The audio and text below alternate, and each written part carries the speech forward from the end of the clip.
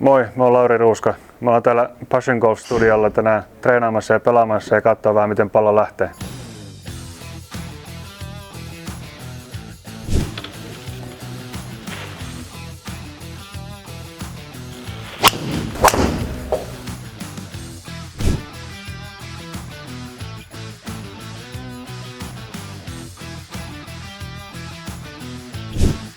No viime vuosina tosi paljon enemmän ruvennut näkymään tuolla kisoissa, että varsinkin telkkarista kun katsoo isompia toureja, niin siellä on tosi paljon, melkein niin kuin ainakin yli puolella pelaajista on Foresightin laitteita nyt kyllä viime aikoina ja paljon myös Challenge Tourilla.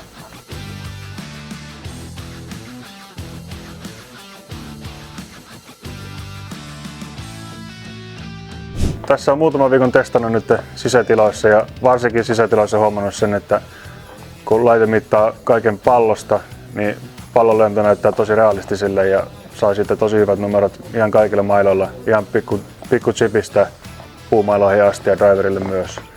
Että se on tosi iso hyöty varsinkin tälleen talven sisätreeneissä, että saa nähdä mitä sitten ulkona kun menee sinne, niin vielä saa lisää infoa ja pääsee käyttämään tosi paljon hyötykäyttöä.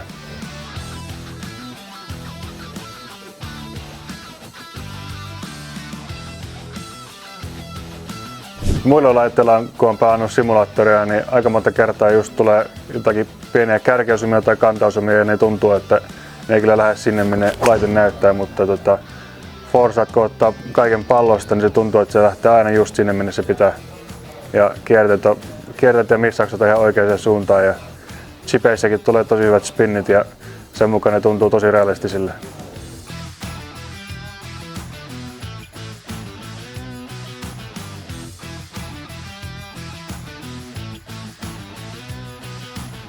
No se mun mielestä tuo pelin niin kuin mahdollisimman lähelle oikeata pelaamista ulkona. Että on se tietenkin kiva niin kuin ratkaista pelit sillä, että sä pistät sen putin sisään eikä sillä, että se kone arpoa ja keksii sulle putin. Että kaikki on omassa hallinnassa ja se on kiva päästä laittaa se pitkä puttikin sisään.